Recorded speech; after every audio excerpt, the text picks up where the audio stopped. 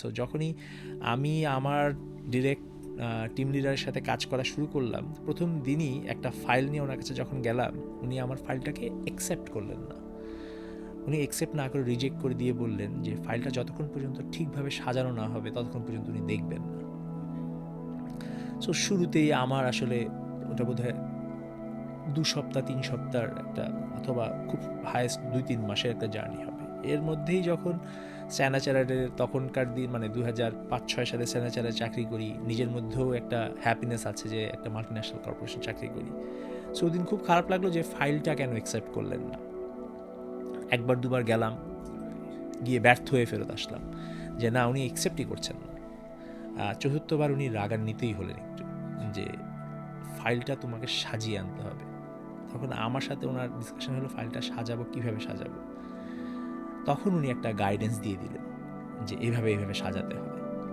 So আমি যখন ফাইলটা সাজানো শুরু করি, তখন ফাইলটার বিভিন্ন ফাইলের গ্যাপ দেখতে পাই, এই কাগজ নেই কাগজ নেই। তখন বোঝা শুরু করি যে আসলে ফাইলটা আসলে সাজানোরও একটা আর্ট।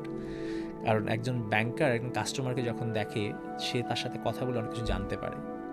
যখন সার্ভিস অথবা সেলসে বসে, তার জানার পরিধি, সে যখন ফাইলটা আবার ব্যাক এন্ডে ক্রেডিটে অথবা সার্ভিস উইংয়ে পাঠিয়ে দেয়, তারা কিন্তু কাস্টমারকে দেখতে পায় না, তারা কিন্তু দেখতে পায় এই কাগজটা।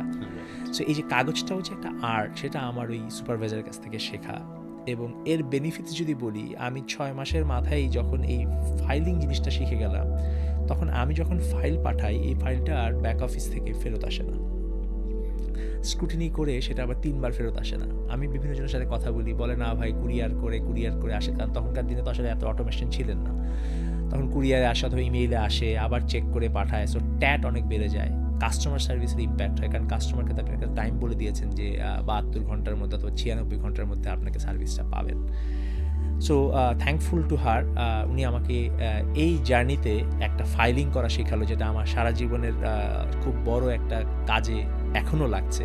সব কিছু করার আগে দেখে নিই যে একটা ফাইল কীভাবে করতে হয়, যাতে এই ফাইলটাই কথা বলতে পারে, not as a sales person, not as a service person.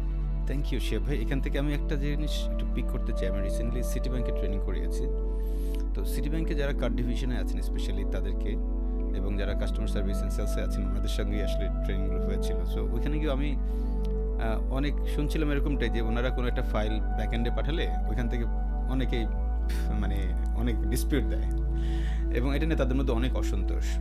But আপনার এই কথাটার সঙ্গে এটা খুব মিলাতে পারলাম, যদি একজন ব্যাংকার যে প্রথমেই ফাইলটাকে সুন্দর করে সাজিয়ে দেয়, যেহেতু ব্যাকএন্ড এটাকে কাস্টমারকে দেখছে না, প্রশ্ন করার সুযোগ কম, সে কিন্তু ফাইল দেখেই সে জিনিসটা করে ফেলবে। সো এই মুন্সিয়ানাটা বা আর্টটা বা এইটার তথ্যটা সঠিকভাবে উপস্থাপন করাটা, এটা শেখাটা একজন কাস্টমার সেলস অ্যান্ড সার্ভিসে যিনি আছেন তার জন্য একবারে ম্যান্ডেটরি, যেটা আপনার বস আপনাকে শিখিয়েছিল। That's wonderful.